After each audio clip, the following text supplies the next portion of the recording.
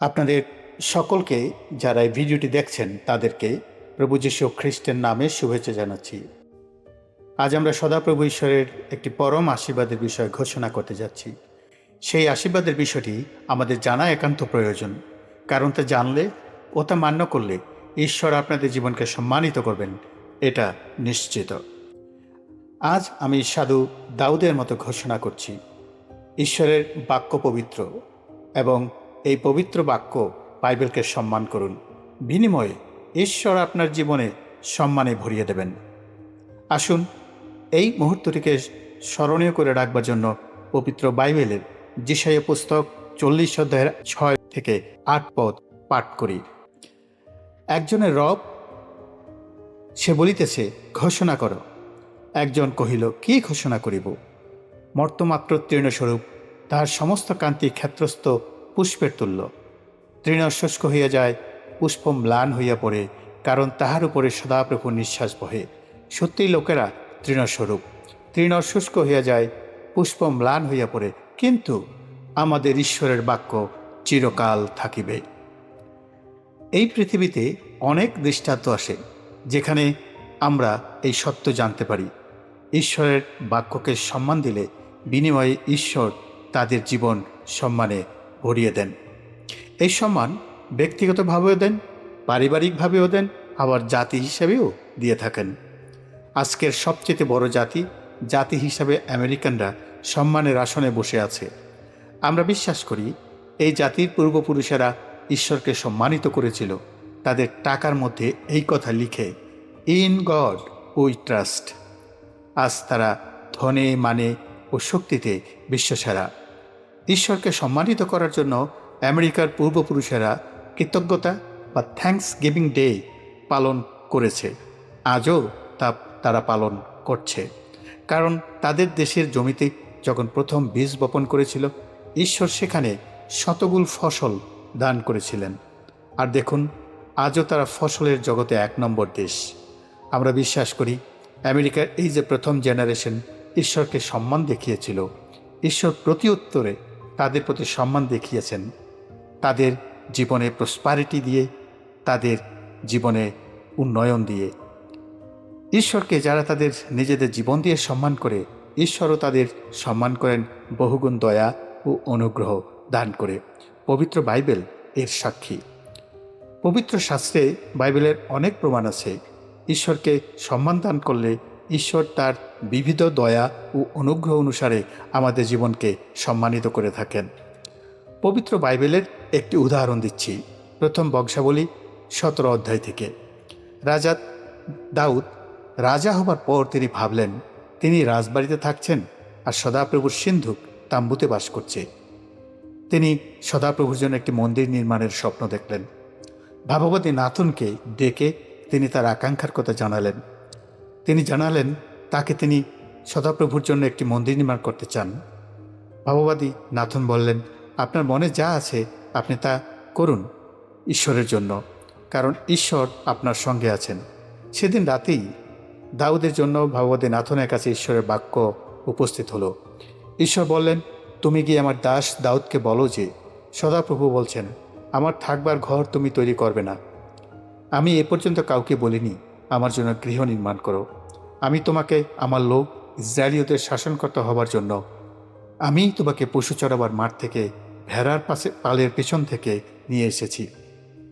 আমি তোমার সঙ্গে থেকে তোমাকে সাহায্য করেছি, আর এখন আমি তোমার নাম পৃথিবীর মহান লোকদের নামের মতো বিখ্যাত করব। আমার লোক ইসরায়েলীয়দের জন্য আমি একটা জায়গা ঠিক করে সেখানেই গাছের মতো তাদের লাগিয়ে দেব। আমি তোমার সব শত্রুদেরও দমন করব। আমি তোমার বংশকে গড়ে তুলব। আমি তোমার জায়গায় তোমার বংশের একজনকে, তোমার নিজের সন্তানকে বসাবো এবং তার রাজ্য স্থির রাখব। তোমার সেই সন্তানই আমার জন্য একটা মন্দির তৈরি করবে, আর তার সিংহাসন আমি চিরকাল স্থায়ী করব। আমি হব তার পিতা, আর সে হবে আমার পুত্র, এবং তার সিংহাসন আমি স্থায়ী করব। দাউদের এই ঘটনা থেকে আমাদের শিক্ষা করার অনেক বিষয় আছে। আমরা দেখতে পাই ঈশ্বরকে সম্মান করলে ঈশ্বর অনেক পরিমাণের সম্মান ও উন্নতি আমাদের জীবনে ফিরিয়ে দেন। আমরা যখন আমাদের ভালোবাসা দিয়ে ঈশ্বরকে সম্মান করি, আমরা যখন ঈশ্বরের বাধ্য থেকে ঈশ্বরের সম্মান করি, আমরা যখন আমার দান ও উপহার দিয়ে ঈশ্বরকে সম্মান করি, আমরা যখন ঈশ্বরের গৌরব বৃদ্ধির জন্য কাজ করে ঈশ্বরকে সম্মান করি, আমরা যখন আমাদের জীবন দিয়ে ঈশ্বরকে সম্মান দেখানোর জন্য এগিয়ে আসি, তখন ঈশ্বর এর প্রতি উত্তর দান করেন। তিনি তার অসীম অনুগ্রহ থেকে এর বিনিময় দান করেন। আমরা যা দিই, তিনি তার অনেক গুণ সম্মান, ধন সম্পদ, সুস্থ জীবন এবং আরও অনেক অনুগ্রহ দিয়ে আমাদের ভরিয়ে দেন। ঈশ্বরের বাক্য তার প্রমাণ। অব্রাহাম ঈশ্বরকে সম্মান করেছিলেন বিশ্বাসে অজানা দেশে যাত্রা করে, আর ঈশ্বর তাকে সম্মান দেখিয়েছিলেন আকাশের তারার মতো অগণিত বংশধরের প্রতিজ্ঞা করে। হান্না ঈশ্বরকে সম্মান করেছিলেন তার পুত্রকে দান করে, আর ঈশ্বর হান্নাকে সম্মান করেছিলেন তার পুত্রকে ইসরায়েলীয়দের শাসনকর্তা করে। দানিয়েল ও তার বন্ধুরা ঈশ্বরের ব্যবস্থার প্রতি ও তাদের ঈশ্বরের প্রতি বিশ্বস্ত থেকে ঈশ্বরকে সম্মান দেখিয়েছিলেন, আর ঈশ্বর তাদের বিজাতীয়দের দেশে রাজাদের মতো বড় বড় পদ দিয়ে, জ্ঞান ও বুদ্ধি দিয়ে তাদের সম্মান করেছিলেন।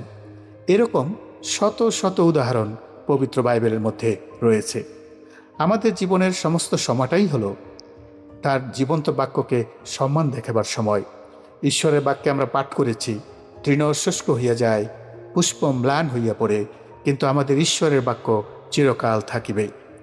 পবিত্র শাস্ত্রের এই বাক্যে মানব জাতির সঙ্গে ঈশ্বরের বাক্যের একটি কন্ট্রাস্ট দেখানো হয়েছে। এখানে মানুষের সঙ্গে সমান্তরালভাবে ক্ষেত্রের পুষ্প ও তৃণের সঙ্গে একটি সিমিলি দেখানো হয়েছে। সেই সিমিলি হলো ক্ষেতের ঘাসের মতোই মানুষ ক্ষণস্থায়ী, ঈশ্বরের বাক্য হলো চিরস্থায়ী। আর আমরা যুগে যুগে দেখেছি এই বাক্য চিরস্থায়ী। অনেক অপশক্তি যুগে যুগে এই পবিত্র বাইবেলকে ধ্বংস করতে চেয়েছে।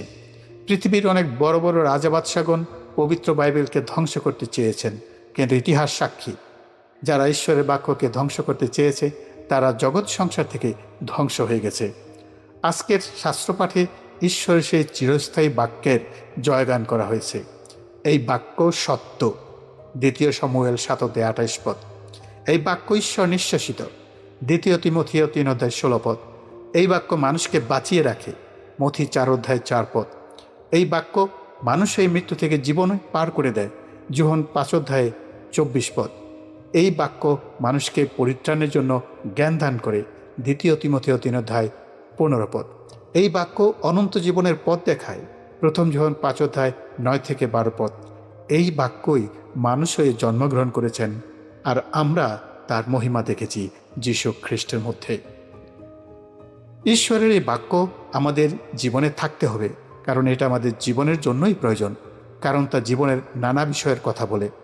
ঈশ্বরের জীবন্ত বাক্য আমাদের দেখিয়ে দেয় কেমন করে আমরা আমাদের পাপের ক্ষমা পেতে পারি, কেমন করে প্রেমময় ঈশ্বরের প্রেম আমরা লাভ করতে পারি, এই অশান্তির জগতে কিভাবে শান্তি লাভ করতে পারি, আর এই নিরাশার পৃথিবীতে কিভাবে আমরা আশা নিয়ে বেঁচে থাকতে পারি। হ্যাঁ বন্ধুরা, ঈশ্বরের এই পবিত্র শাস্ত্র আমাদের দিয়েছেন যেন আমরা আমাদের জীবন গঠন করতে পারি, গড়ে তুলতে পারি, জীবনকে নির্মাণ করতে পারি। পবিত্র শাস্ত্রে ঈশ্বর তার বাক্যকে 8টি প্রতীক রূপে আমাদের কাছে তুলে ধরেছেন। বাক্যকে বলা হয়েছে খড়গ, হাতুড়ি, বীজ, আয়না, অগ্নি, প্রদীপ, খাদ্য ও দুধ। কেন ঈশ্বর তার বাক্যকে এইসব প্রতীক রূপে ব্যবহার করেছেন? আসলে আমাদের জীবনে যেভাবে এর প্রয়োজন সেভাবেই এই বাক্য আমাদের সামনে এসে দাঁড়ায়। আপনার জীবন যখন অসাধুতা, পাপ, অন্যায় কেটে ফেলবার দরকার হয়, তখন থেকে এই বাক্য তলোয়ার রূপে আপনার সামনে এসে দাঁড়ায়। আপনার জীবন যখন ভেঙে চুরে খান খান করার দরকার হয় যেন নতুন করে গড়ে তুলতে পারেন, তখন এটি হাতির হয়ে আপনার সামনে এসে দাঁড়ায়।